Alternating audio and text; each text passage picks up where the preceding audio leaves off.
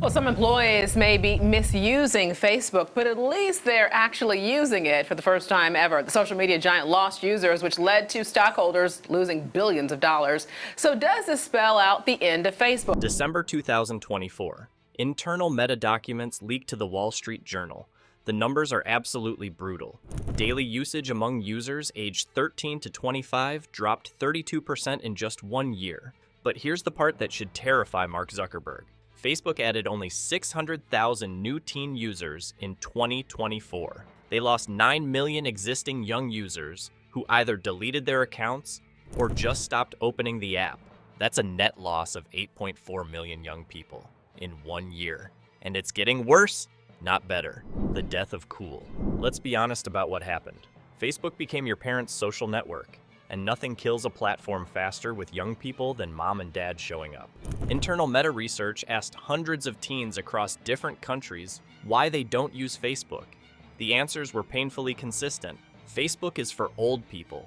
My mom uses Facebook, so I don't. Nothing on Facebook is interesting to me. Not one single teenager described Facebook as cool or essential. Not one. Rachel is 17. She has a Facebook account because her mom forced her to create one at 14. She posts maybe twice a year. Birthday photos, graduation pictures, stuff specifically for family to see. Her actual social life? That's on TikTok, Snapchat, Discord. Facebook is where she performs a sanitized version of herself for adults. She told me something that perfectly captures the problem.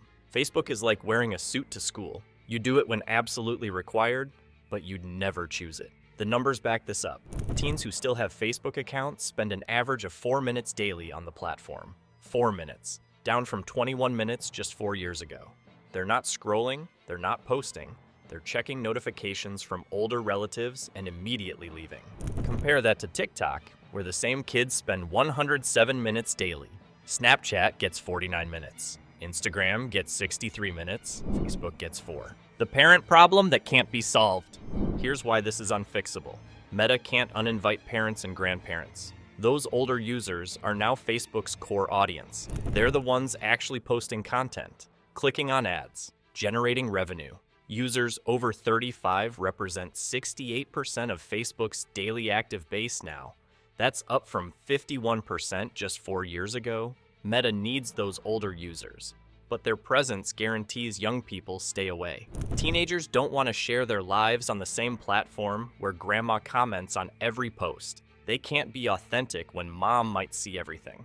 The presence of family fundamentally kills how young users interact with social platforms. Facebook is trapped. Optimized for older users and young people leave faster. Try to win back teens and you alienate the profitable older base that actually pays the bills.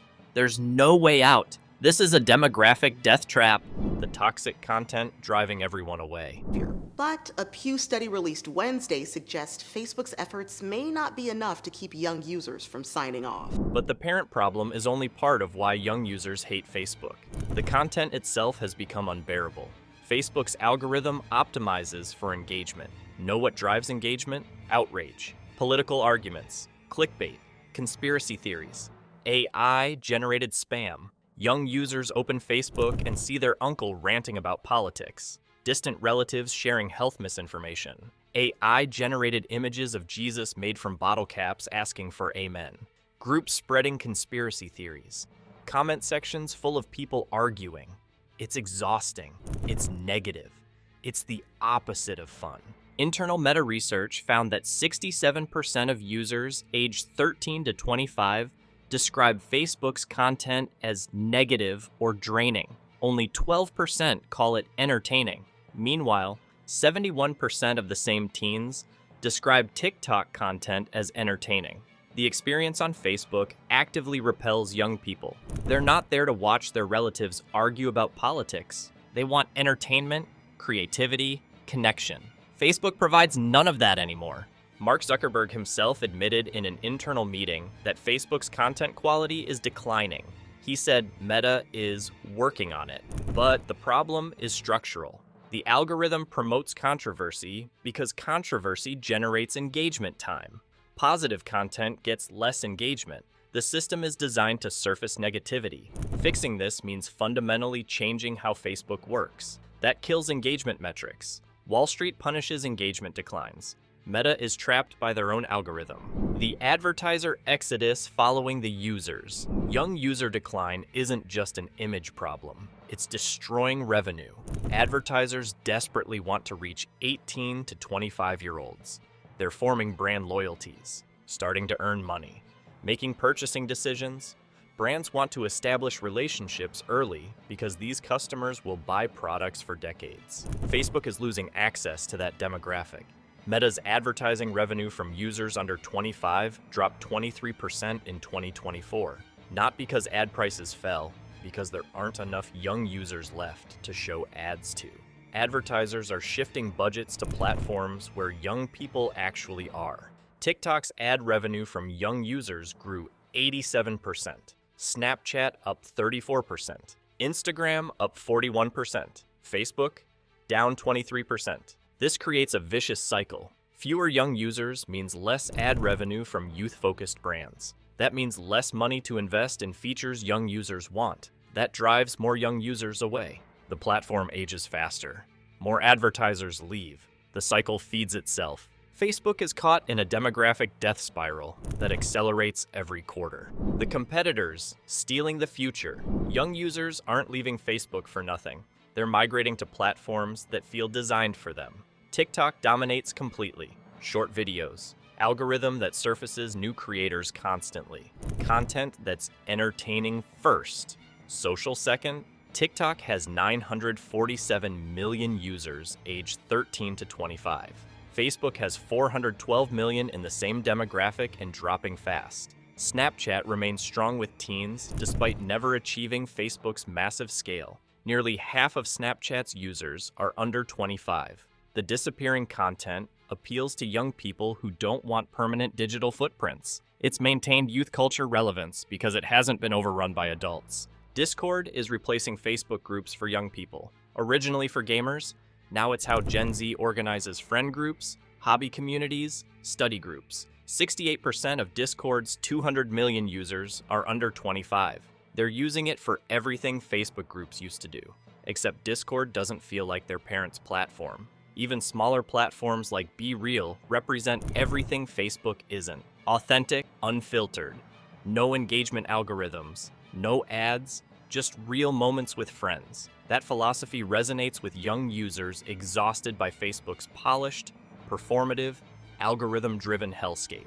The Zuckerberg strategy that's accomplishing nothing. What we found was that in the last 3 years, there are 3 million fewer teenagers, and we define that in this instance as 13 to 17-year-olds, with 18 to 24 being the next demographic up. So there's a decline in both, and specifically a 25% decline amongst addressable teenagers in Facebook advertising.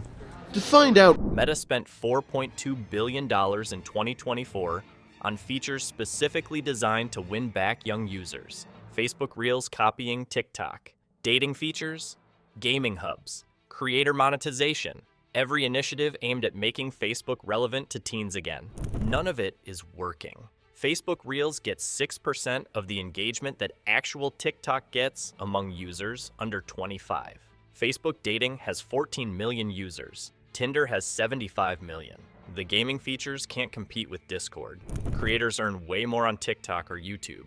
Meta is burning billions on features nobody under 25 cares about. Leaked internal emails show executives fighting about this. One wrote, "Facebook will never be cool for teens again. We need to accept that and optimize for people over 35 where we're strong. Stop wasting resources chasing an audience that's gone." Another responded, "If we give up on under 25, we're accepting Facebook's slow death. Every social platform that lost young users eventually died. MySpace, Friendster, we're heading the same direction." That's the existential debate inside Meta right now.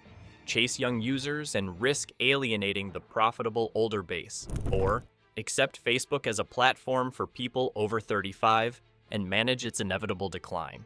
Neither option is good. Both lead to the same place eventually. The demographic math that doesn't lie. Here's why this matters so much. Social networks live and die on network effects. People use platforms where their friends are. When young people aren't joining Facebook, their friends don't join either. The network effect reverses. Facebook becomes less valuable because fewer peers are there. Do the math forward 5 years. Today's 17-year-olds will be 22, entering peak earning years, starting careers, making real purchase decisions. They won't be on Facebook.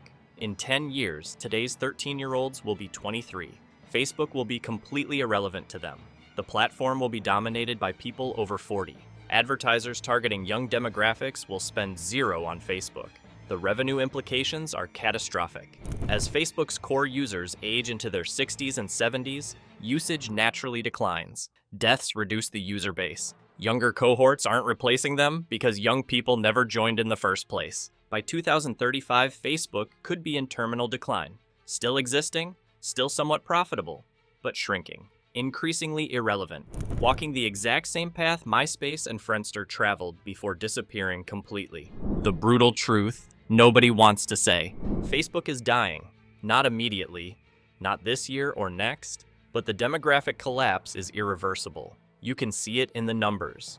You can see it in young people's complete indifference to the platform. You can see it in advertisers shifting billions away. Meta survives because of Instagram and WhatsApp, but Facebook specifically is facing something it cannot fix. An entire generation actively avoids it, finds it embarrassing, associates it with their parents' generation. That perception doesn't change. Cultural opinions of entire generations are permanent. Mark Zuckerberg built the platform that defined social networking. He's now watching it become the platform that generations' children won't touch. That's not something you solve with features or ad spending. That's a cultural rejection, and those don't reverse. The young user exodus will continue. By 2026, users under 25 might be less than 10% of Facebook's daily users. The platform becomes explicitly for older adults. What remains is advertising for mortgages, retirement planning, insurance, products for people over 40, fashion brands, tech companies, entertainment targeting youth. They'll spend their money elsewhere. Facebook doesn't die in a dramatic crash. It fades into irrelevance slowly. Still profitable for years, still generating billions, but culturally dead. No longer the platform defining how people connect. Just another aging social network coasting on legacy users while competitors own the future. And the truly brutal part? Zuckerberg saw this coming. The leaked documents show executives warning about young user decline for over 2 years. They knew. They tried to fix it. Nothing worked. Because you can't make a platform cool again once an entire generation has decided it's where their parents hang out. That's a death sentence for any social network. And Facebook's execution date is already set. It's just taking longer than anyone expected.